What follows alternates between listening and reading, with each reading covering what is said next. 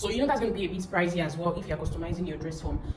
But that works, only that means there's a particular size that is permanent and you want to work with. But standard dress forms come in standard size. For example, this size that is extra large comes in a fixed bust measurement, waist measurement, and hip measurement. So it means that for every dress form like this that is extra large, anywhere in the world that you find them, they will always come in this specific bust, specific waist, specific hip. So there's nothing like, oh, I like the measurement of the bust, but I want the hip to be a bit increased. There's nothing like that.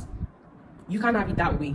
Okay, when buying dress forms, you can alter it, which we'll still talk about in this course, but you can't have it like go to the market and say, oh, you've told me the bust measurement, you've told me the hip measurement, but I need the waist to be a bit bigger. Dress forms come in standard sizes. Okay, it's just like when you're buying a television, it already comes in, so you can't say that, oh, I want the length to be a certain size, I want the breadth, the way the breadth is, I want it to be reduced. The brands that are making the TV, they have certain size, that it is small or big, but if it is small, all the small ones have a certain size. You would have to pick the ones within the range of the size that you want. Okay, so the best thing to go for is when you are looking for a dress form and you know that, oh, there's a certain bust, certain waist, certain hip you need, you have to go for the closest one. Ask the vendor, oh, this is a size, maybe I want a size 10 or a size 8, or this is particular measurement I want to have. Ask them what size of dress form do they have that is close to that.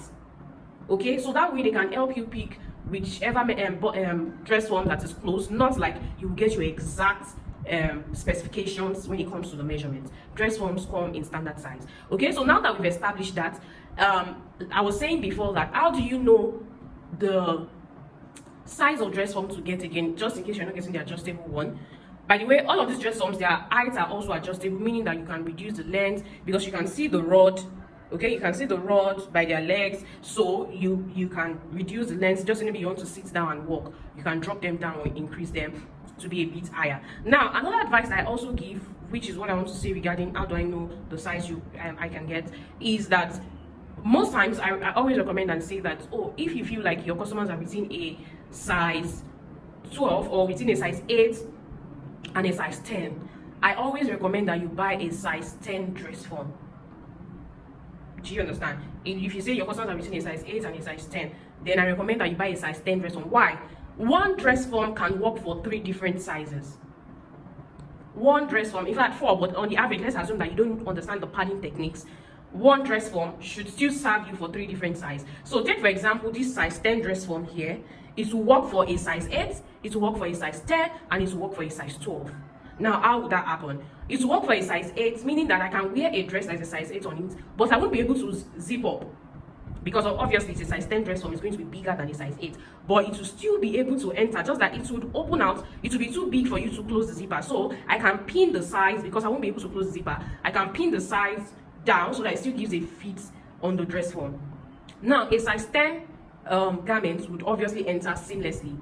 A size 12 garment will be too big on it, so meaning that I can hold it at the back, maybe using a peg or using a pin to hold it at the back. When you go to boutiques and where they display garments, you realize that sometimes the dress they wore on the garment, on the dress form, is even bigger, so they hold it, they use pins to hold it at the back to give fit on the dress form.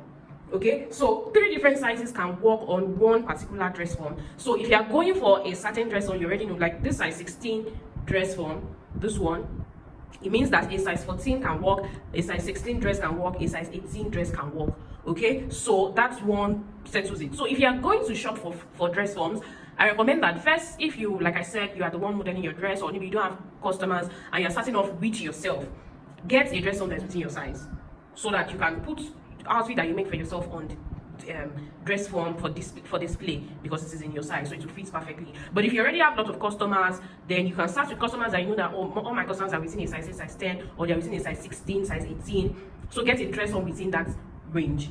Okay, and then once you get to one dress form that is like the size of the size of who you work with most times, after a while, save up and begin to get dress forms within another size. So for example, I would not recommend that when you have a size 16 dress form, you should now buy a size 14 dress form, except if you majorly work with plus size, then that works for you. If you majorly work with plus size, then you can keep getting dress forms in plus sizes. But if you know that you work with different range of size, so you work with plus size, you work with slim people, you work with average people, please, this advice is what I will give you. Once you have a size 16 dress form, the next dress form you should buy is probably a size 10. Why? Is remember what I said earlier, a size 16 can still work for a size 14 and can still work for a size 18. So you buying a size 10 dress form means that you're trying to have a dress form that can work for a size 8, 10, 12. So meaning that if I have this and I have this, I have a dress form that can work for 6 different sizes: 8, 10, 12, 14, 16, 18. Can you see that? Can you see that? So it means the sizes that are just left that I cannot work with is probably a size 6, a size 4, a size 20 and above. So I will need to get a dress form that can do that. But having a size 10 and a size 16, I am settled to an extent.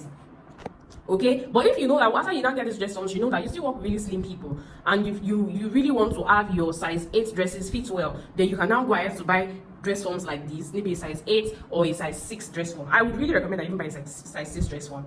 Okay, but most of if you're working with youth ladies, most of them are always using a size 8, size 10, size 6.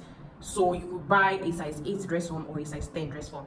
All right, so I hope that you really understand this. I'm doing this so that it will guide you on the type of dress form or the kind of dress form, the things you should consider before buying a dress form. It's very, very important. Dress form, the lessons on dress form is like a huge topic on its own.